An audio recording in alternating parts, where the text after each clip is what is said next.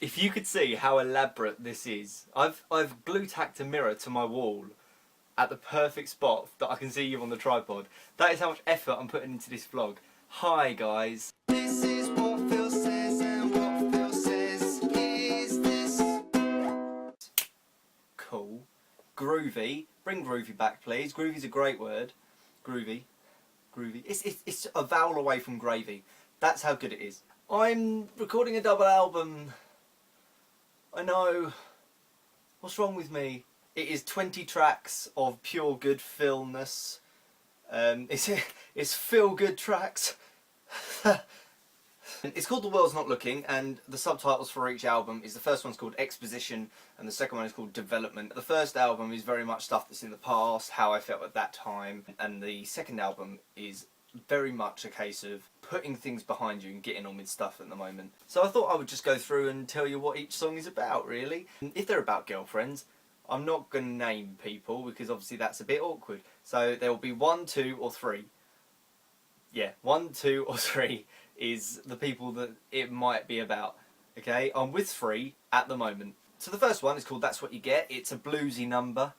It's not actually about any girls. It's about a fictionalised version of myself living in America and getting nowhere, basically, with music. The second track is called Look At Me, and that is about girlfriend number 2. It was before the relationship started properly, so it's a mushy song. That's actually part of a trilogy, which I will get to in a minute. Number 3 is Summer Days, which I wrote in 2011 about girlfriend number 2.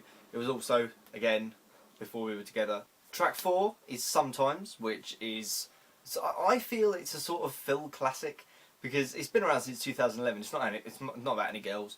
It's just about not really knowing where I wanted to progress in life at the time. The next track is 5 Minutes Work, which is a ukulele and piano and cute harmonies song, which is just about not being able to write about stuff, really. The 6th track is called Jump. That is also a Phil classic from 2011, not about girls again. It's very much about taking the chance while you can, but there's still a risk of going wrong. That's why it's on Exposition rather than Development, because it's still got that sort of hesitant kind of thing, where it's not just putting stuff in the past, it's kind of criticising myself in a sort of way. Number 7 is Afternoon Sunset, which was the girlfriend number 2 breakup song.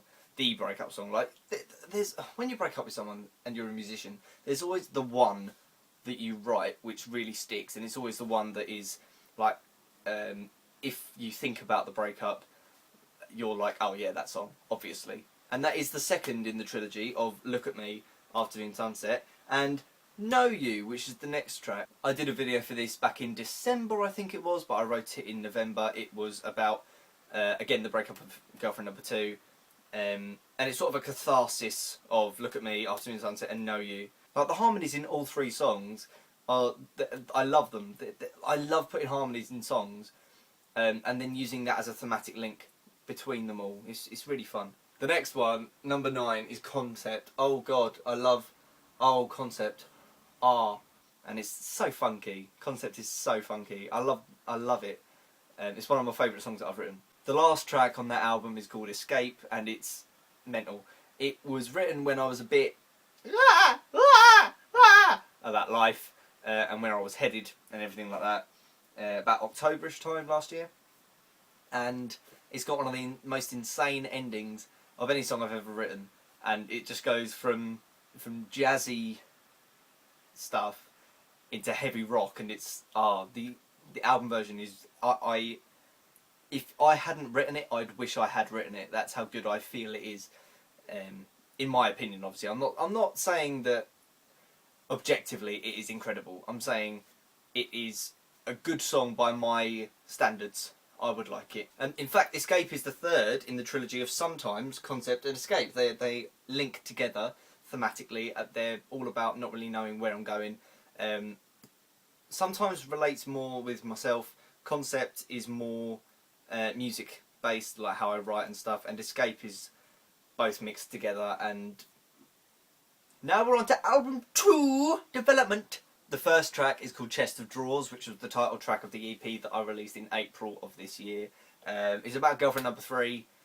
It's very much happiness. It's got that sort of, not lustful, but Like, I'm attracted to you.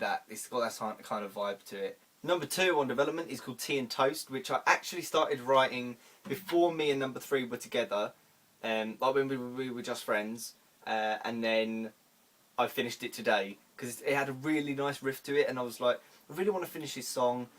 And then I decided to cut 2 songs from development and 1 from exposition, so that I could add just the 1 onto development, which was this one called Tea and Toast. This is what the riff sounds like.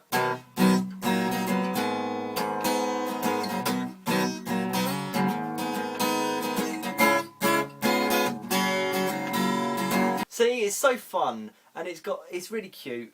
Number 3 on development is called Phoenix Rising. It's a song that I wrote about number 3 again, which is a happy sort of I like where we are sort of song. It's quite cute. The harmonies near the end are delish, and it's followed by its sequel, Phoenix Shining, which it will run seamlessly. So it'll go Phoenix Rising, Phoenix Shining, and it's sort of a minor version, whereas like the first one is very much a case of we can get through anything, and then the next one is more if anything did go wrong, we'd probably get through it.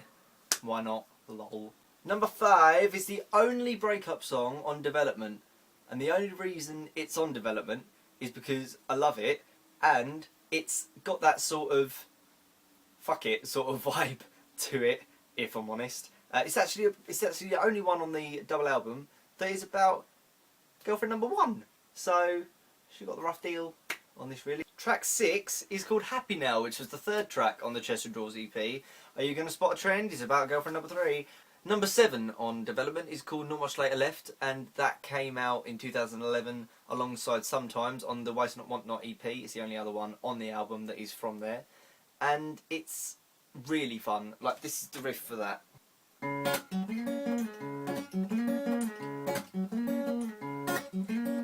The next track on development is called Wherever You Fall. I actually wrote it in a day or so, and then I recorded it, and that's the version that's going on the album, which is pretty cool. And it's about number 3, of course it is, because all these tracks are about number 3. But it's really nice, the harmonies are nice, the guitar work is pretty but simple. It's a definite contender for cutest one on the album. Now we get to the concept escape section of the second album, which is Outrun the Clouds and Overtime. Outrun the Clouds is about superheroes, which has probably the biggest breakdown on the album apart from Escape, and it's like the ending is like the end of like a final boss battle in a game, and it's so fucking cool. Like, I can't even explain how fucking cool it is, but it's really fucking cool. And track 10 of development, which is track 20 of the whole album, is called Overtime, and it's the sequel to Chest of Drawers in a sense that it's one of the sexiest songs I've ever written. And the middle 8, let me just play you what I've got from the middle 8 so far.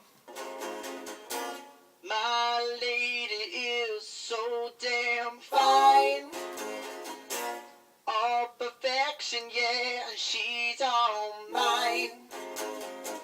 And when my baby gets the blues, I sing a funky song about her moves, and yeah, she's... That's all you're getting. So it's coming out in the summer at some point, but it will be £6, around about that, for the digital copy, which is all there's going to be for the moment. Physical copies will cost too much. And it will be available on Bandcamp and hopefully iTunes. Hopefully. Ugh. Bye.